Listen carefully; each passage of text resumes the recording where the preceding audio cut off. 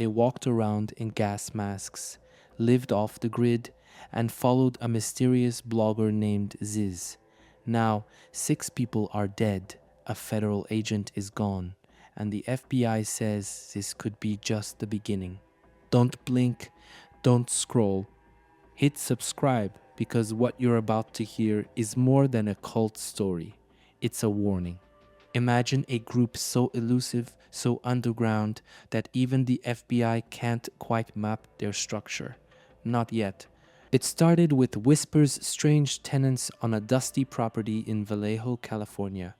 They walked barefoot, wore gas masks, preached about artificial intelligence, anarchism, and the collapse of modern society. At first, they were just odd. But then came the violence. A kind-hearted landlord nearly killed outside his trailer. A respected border patrol agent gunned down on a snowy Vermont road. Elderly parents found lifeless in their suburban home in Pennsylvania. No forced entry, no signs of robbery, only eerie silence. And every road, every death, every thread leads back to a man named Jack Ziz LaSota. Once a Silicon Valley programmer, now the cryptic leader of a scattered network calling themselves the Zizians. So, who are they really? A cult? A radical experiment? A domestic extremist group?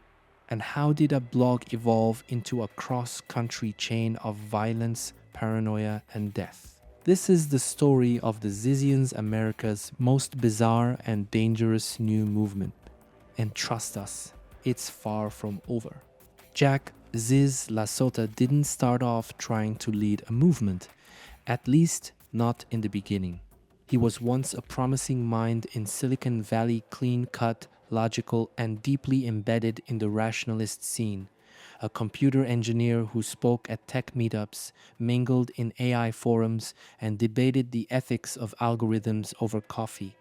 But something shifted. Maybe it was the rise of social media echo chambers. Maybe it was isolation during the pandemic. Or maybe Ziz just saw something different. He vanished from the mainstream and reappeared on the fringes, posting long, rambling essays about anti-capitalism, transhumanist identity, vegan purity, and the dangers of artificial intelligence. His blog became a manifesto for the disillusioned. What set him apart wasn't just what he said, but how he said it. Strange symbols, cryptic diagrams, codes buried between paragraphs. His followers didn't just read, they decoded. And slowly, a new digital faith began to form, not based on scripture, but on Ziz's vision of a collapsing world and the chosen few who were awake enough to survive it. Before blood was spilled, they were just odd. Curtis Lind, a former tugboat captain turned property owner, had always been a helper. He rented space on his land in Vallejo, California to folks down on their luck, no questions asked. So when a group of soft-spoken 20 and 30-somethings showed up with trailers and trucks, he welcomed them. They said they followed a man named Ziz. They were vegan, peaceful, just looking for a place to live off the grid. But neighbors noticed strange things. The Zizians walked barefoot in the dirt. Some wore gas masks in the sun. Others meditated for hours under tarps, whispering phrases about the machine and uploading consciousness.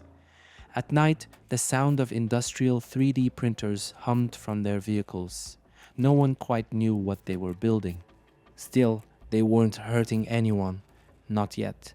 Curtis believed in giving people a shot. But what he didn't know, what no one knew, was that his act of kindness had opened the gates to something far more dangerous than just eccentric ideology. By the fall of 2022, the good faith had run out. Curtis Lind wasn't just out of patience, he was out of money.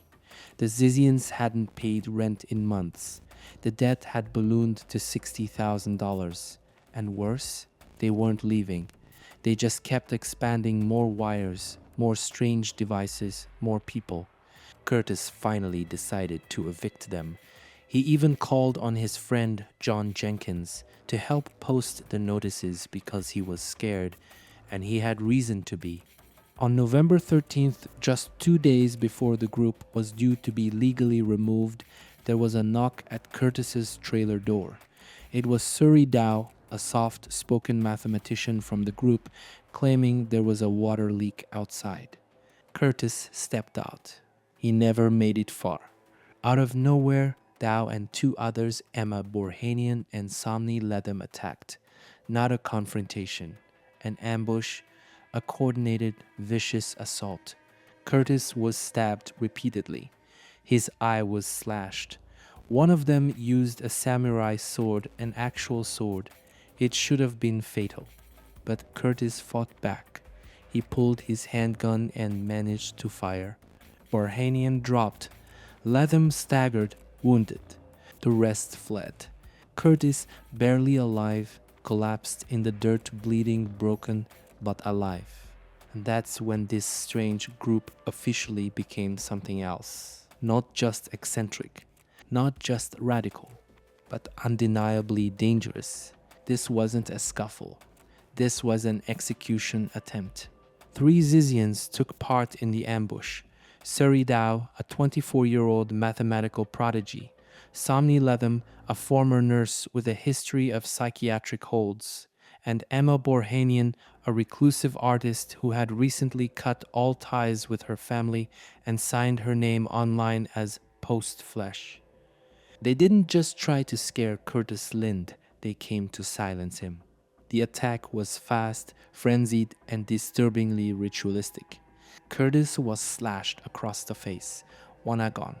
Multiple stab wounds tore into his chest and arms. Then came the most shocking part, a samurai sword. Someone had brought a samurai sword, and they used it. But even in that chaos, Curtis wasn't ready to die. Somehow, he reached for his handgun, pulled the trigger. Emma Borhanian dropped, instantly killed on the spot. Letham was hit, badly wounded. The others fled into the shadows. Curtis lay bleeding, half blind, and barely breathing, but alive.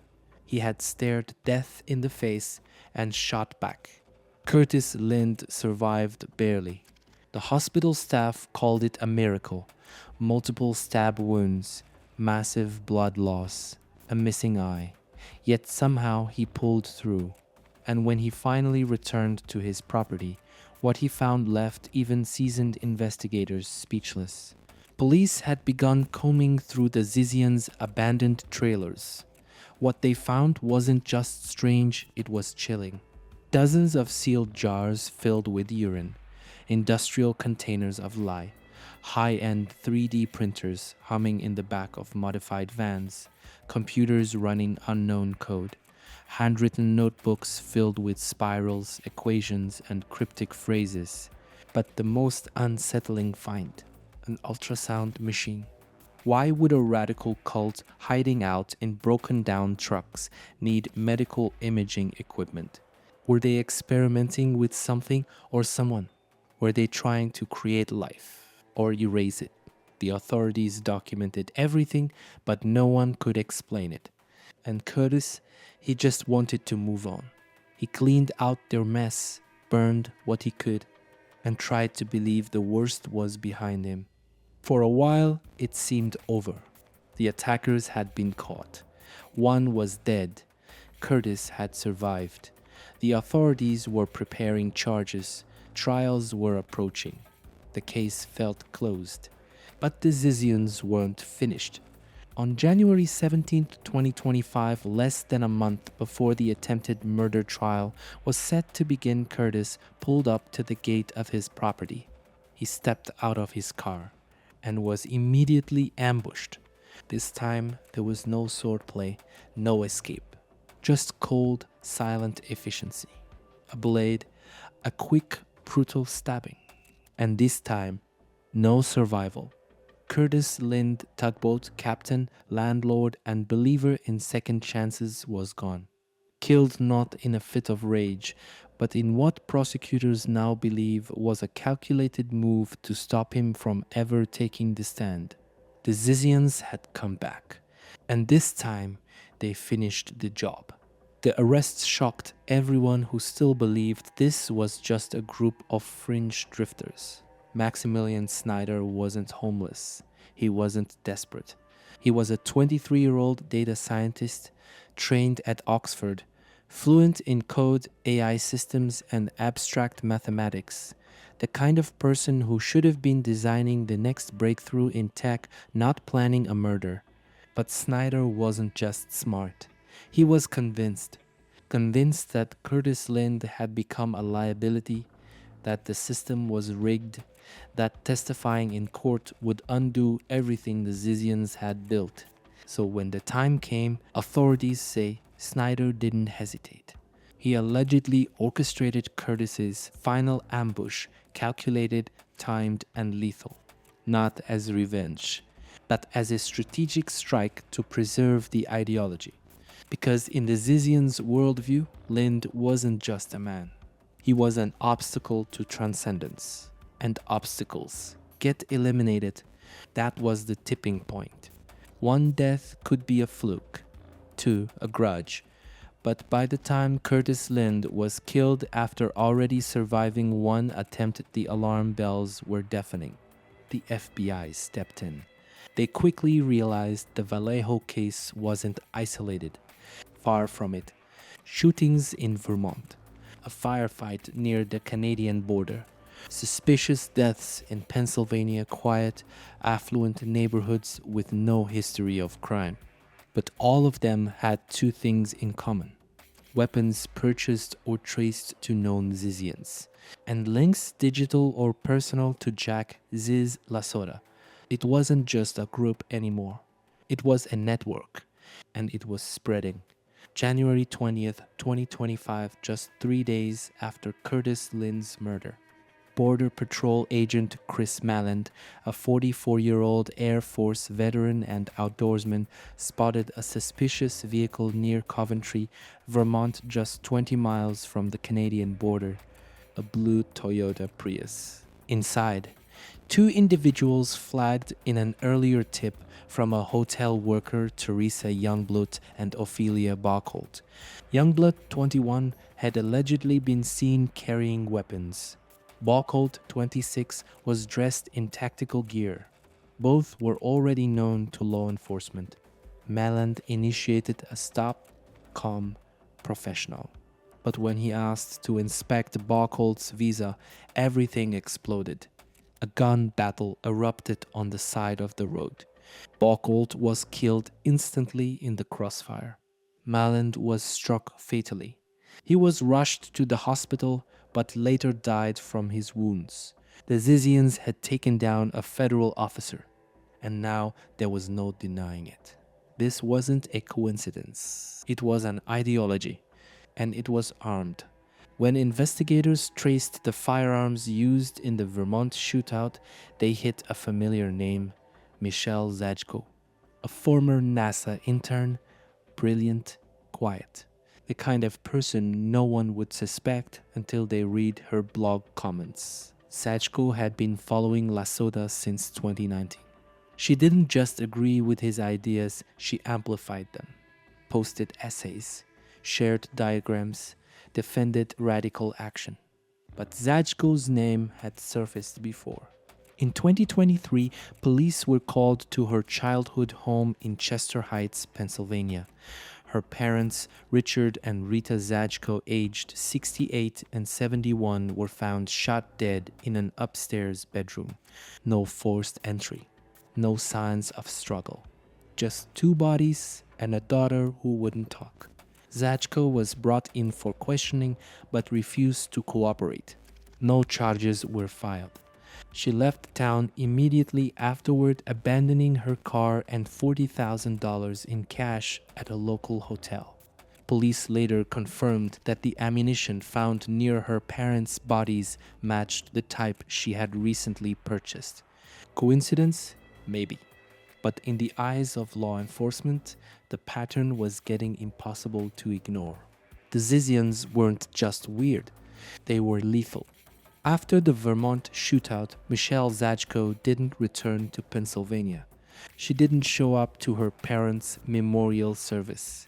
She didn't even come back for her abandoned car, still sitting in the hotel parking lot, keys inside, with over $40,000 in cash stashed under the seat. To investigators, it looked like a hasty escape. But escape from what? Or towards what? Had Zajko finally gone underground? Or was she following orders moving deeper into the Zizian network under LaSota's command? For weeks, there was nothing, just silence, no digital footprint, no sightings. Then, in mid-February 2025, a break. And this time, she wasn't hiding alone. On February 16th, a rural homeowner in Frostburg, Maryland, made a call that would change the case forever. He said there were 2 box trucks parked on his property. 3 people inside, all dressed in black, 2 of them wearing visible gun belts. They'd asked if they could stay a while, said they needed space. Off the grid. The man said no and called the police. When officers arrived, they were stunned. Inside the trucks, Michelle Zajko, Daniel Blank, 26, a lesser-known Zizian recruit, and the man himself, Jack Ziz LaSota. He wasn't just a myth anymore. He was real, alive, armed, calm. Police found a long rifle and a handgun during the search. The trio was arrested on trespassing and weapons charges. But that wasn't what shook investigators. It was the vibe, the setup, the gear, the demeanor. This wasn't some backwoods meetup. This looked like phase 1 of something much bigger, something that hadn't happened yet. Something that thankfully never would. When police searched the 2 box trucks in Frostburg, what they found wasn't explosive. On paper, a long rifle, a handgun, some ammo, technically legal, not enough to lock someone away for life. But context changes everything. This wasn't a random group of campers. This was the core of a network now connected to 6 deaths across 3 states. A network steeped in coded writings, digital manifestos, and bizarre symbols. A group that had already shown a willingness to use violence and call it necessary. Weapons in that environment didn't just suggest protection. They suggested preparation. The trio Zajko, Blank, and LaSota were arrested and charged with trespassing and misdemeanor weapons violations. But the big question still lingered. Was this a lucky break? Or did law enforcement just stumble on the tip of something much darker? What else was hidden in their code, their documents, their intentions? Because if this was the end, it sure didn't feel like it. As of now, 3 of the main Zizians sit behind bars. Sonny Ledham wounded in the original attack on Curtis Lind. Surrey Dow, the one who lured him outside. And Maximilian Snyder charged with Lind's eventual murder. All awaiting trial. But this cult didn't revolve around a single crime. It stretched across time zones, platforms, and identities. And more questions have surfaced than answers. Where are the others? How many more followed the blog, posted in the forums, or built their own off-grid hubs in the desert, the woods, the basements of suburbia? What were they really building inside those trailers? What were the 3D printers for? The ultrasound machine, the jars of urine, and perhaps the most unsettling question of all. Is Jack Ziz LaSota the architect of this chaos? Or was he just the face of something far bigger, far more decentralized, and far more dangerous than anyone is prepared to admit? Behind every bizarre headline, behind every courtroom photo and seized trailer, are the people who didn't make it out. Curtis Lind, a man who offered strangers a place to stay, only to be ambushed, mutilated, and later silenced for good. Chris Maland, a border patrol agent, a veteran, a man planning his wedding, killed in a roadside shootout he never saw coming. Rita and Richard Zajko, an elderly couple who had raised a brilliant daughter, only to be found lifeless in their own home, with their daughter named a person of interest and vanishing soon after. These weren't enemies of the state. They weren't political figures or rival ideologues. They were just people, kind, ordinary, trusting people, caught in the gravitational pull of something they didn't choose, didn't understand, and ultimately couldn't escape. Their names shouldn't fade into obscurity. They are the reason we tell this story, and the reason we ask, how did this ever get this far? The Zizians didn't rise from poverty, desperation, or the fringes of society. They rose from college lecture halls, NASA internships, AI labs, philosophy threads. They were smart, articulate, connected. But somewhere along the way, intelligence lost its anchor. What happens when brilliance isn't tempered by empathy? When belief is insulated by online echo chambers? When every doubt is met not with discussion, but with dogma? The Zizians may have started as a blog fan base, an intellectual sandbox for strange thinkers and fringe idealists, but slowly it morphed. Their ideas hardened. Their language grew militant. Their mission turned physical. This wasn't just rebellion, it was radicalization wrapped in logic and laced with paranoia. And once it crossed into violence, it stopped being a philosophy. It became a threat. It's easy to treat the Zizians like a one-off, a strange pocket of chaos that burned hot, fast, and is now under control. But is it really over? What if this is just one cell, one branch of something more spread out, more evolved, more digitally cloaked? The internet is full of forums, hidden servers, private discords, places where ideology mutates, where isolation turns into indoctrination. What if there are more Zizian-style groups out there waiting, reading, planning? Would you even know if one moved into your neighborhood? Would they look like cultists or just quiet, brilliant, polite renters setting up their trailers in the back lot? That's the scary part. The next Zizians might not be shouting. They might be whispering. LaSota didn't just preach, he encoded. His writings were littered with unusual imagery. Triangles hovering above open hands, eyes bisected by binary code, spirals that loop endlessly into phrases like return the flesh or upload and ascend. To outsiders, it's gibberish. To insiders, it's doctrine.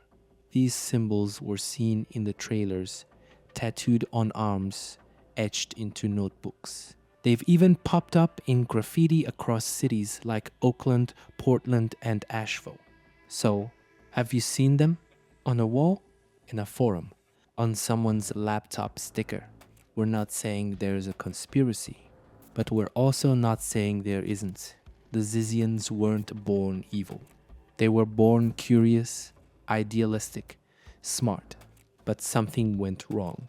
They stopped questioning and started believing. Blindly, fanatically, violently. This story isn't just about a cult. It's about what happens when ideology twists reality and when loneliness finds its answer in control. It's about how easily people, good people, smart people can be pulled into something they don't recognize until it's too late. We've seen it before, and we'll likely see it again. Let us know what you think. Have you heard of other fringe groups like this? Do you think these kinds of ideologies are spreading online more than we realize? And more importantly, how do we stop the next tragedy before it starts? Leave a comment. Share this video. And if you found this story as chilling as we did, hit that like button, subscribe, and stay alert. Because sometimes the most dangerous movements don't come with warning signs. They come with blog posts,